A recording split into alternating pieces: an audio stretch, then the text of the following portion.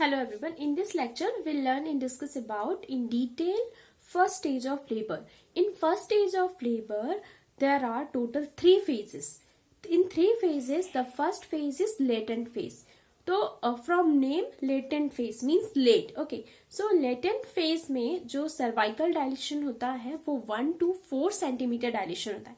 1 to 4 centimeter dilation.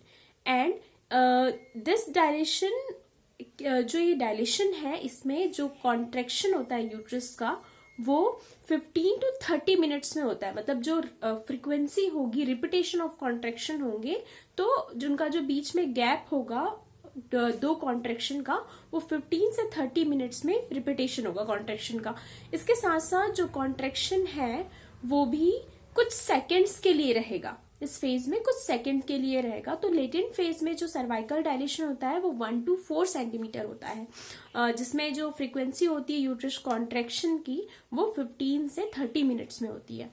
Second phase is active phase and from name you can say active. अब इस phase में जो dilation है वो और फास्ट हो जाएगा और इस फेज में 5 to 7 सेंटीमीटर डायलेशन होता है.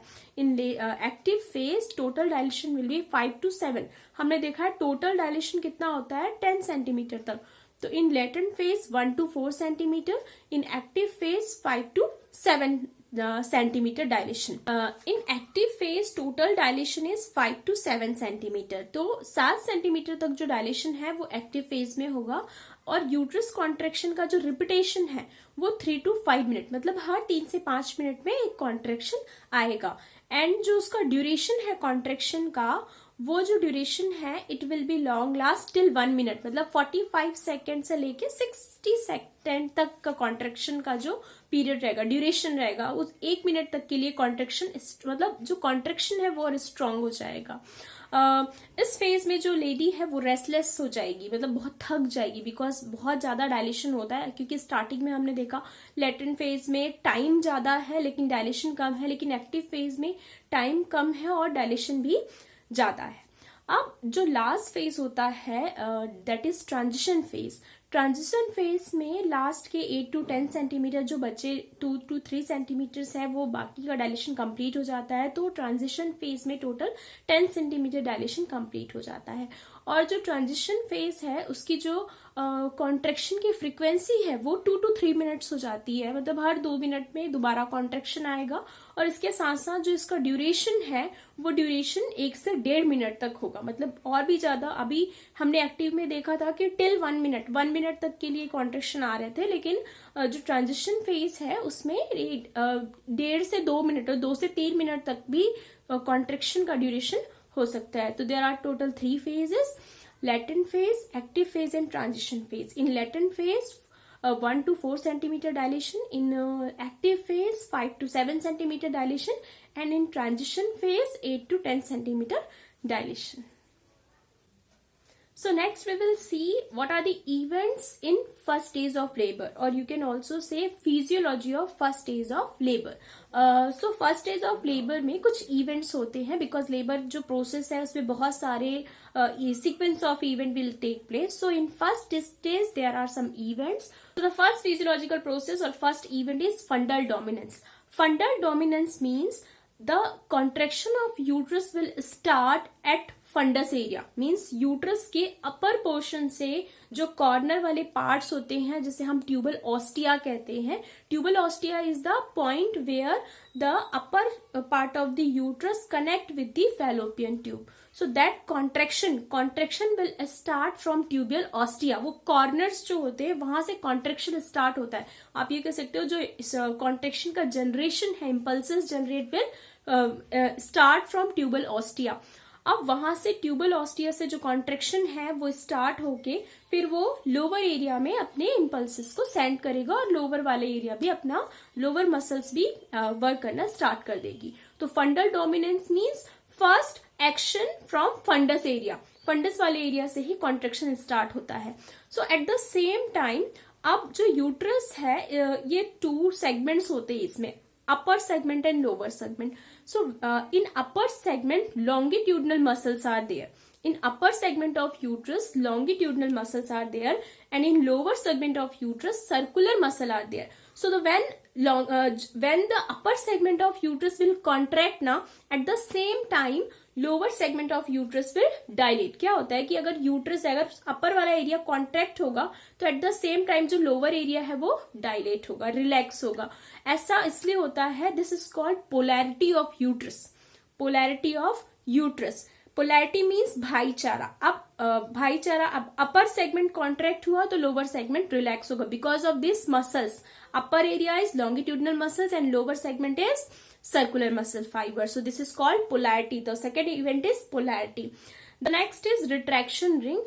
ये जो अपर सेगमेंट और लोअर सेगमेंट है यूट्रस में जो फॉर्म होता है, तो एक इमेजिनरी रिंग होती है जिसे हम रिट्रैक्शन रिंग कहते हैं, जहां से जो यूट्रस है वो 2 पार्ट में डिवाइड होता है, अपर एंड लोअर में.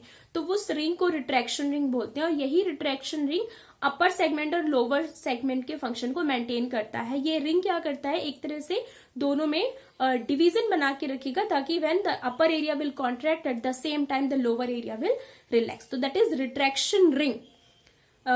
Next is the dilation.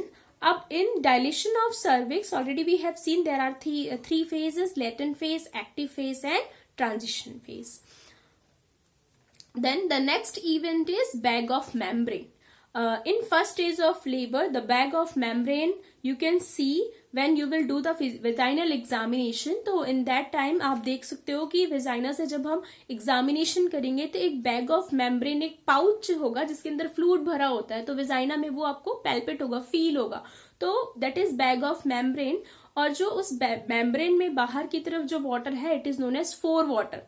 और इसके अलावा जो बेबी के बॉडी के सराउंडिंग में जो वाटर प्रेजेंट होगा, दैट इज हिंड वाटर. तो बल्क मेम्ब्रेन जो बाहर की तरफ हमें विजिबल हो रहा है, that is four water. Bag of membrane उसे कहते हैं, उसमें जो वाटर है that is four water. Means baby के हेड के इस पार्ट के नीचे कलेक्शन ऑफ फ्लूइड होगा. तो जब भी रप्चर होती है मेम्ब्रेन तो एक फ्लूइड अचानक से बल्क फ्लूइड निकलता है, तो वो फोर वाटर और हिंड वाटर वाला फ्लूइड ही है. तो that is known as fore water. And it membrane is called bag of membrane.